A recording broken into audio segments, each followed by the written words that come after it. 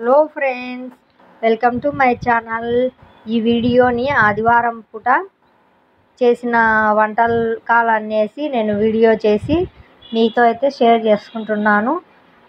First morning tiffin కింద దోశ వేసుకున్నాము. అది ఆలు మసాలా దోశ. దానికోసము నేను ఎర్రకారం కొట్టుకున్నాను, పప్పుల పొడి కొట్టుకున్నాను.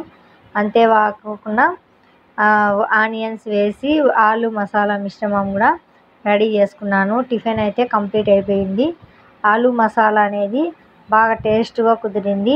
నెక్స్ట్ దోశ అయితే దోశ పిండి వేసి మనం దోశ పోసుకుందాం. దోశ పిండి పెనం కాలాక వేసి వీలైనంత పల్చగా గుండ్రంగా స్ప్రెడ్ చేసుకోవాలి పిండి. తర్వాత ఆయిల్ ఎర్రకారం మధ్యలో వేసి బాగా స్ప్రెడ్ చేసి దోశ ఎర్రగా కాలనివ్వాలి. దోశ ఎర్రగా కాలిన తర్వాత పప్పుల పొడి చల్లి మళ్ళీ ఆలు మిశ్రమం కూడా మధ్యలో పెట్టి దోశ అయితే టిఫిన్ అయితే కంప్లీట్ అయిపోయింది.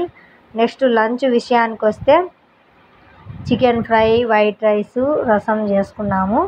చికెన్ ఫ్రై అయితే నేను ఇక్కడ వీడియో కూడా చూపిస్తున్నాను ఎలా చేయాలనేది.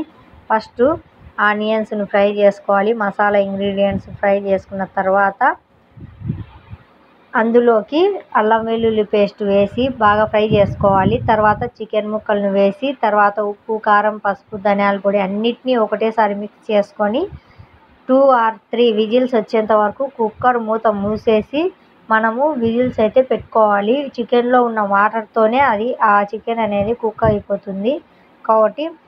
నెక్స్ట్ తీసిన తర్వాత లాస్ట్గా ఫైనల్గా పచ్చిమిర్చి, కరివేపాకుని వేస్తే ఆ ఫ్లేవర్ అనేది చికెన్ ముక్కలకు పట్టి లో ఫ్లేమ్లో 2 minutes ఉంచే మన చికెన్ ఫ్రై అనేది పర్ఫెక్ట్గా రెడీ అయిపోతుంది. చూడండి, మన లంచ్ వైట్ రైసు, రసము, దాంతోపాటుగా చికెన్ ఫ్రై ఇంతకుముందు చేసినది, అవి మన లంచ్ అనేది. ఇవి సండే రోజు మన స్పెషాలిటీ. వీడియో అయితే నచ్చింది అనుకుంటున్నాను. నచ్చితే లైక్ చేయండి, మన ఛానల్ని సబ్స్క్రైబ్ చేసుకోండి.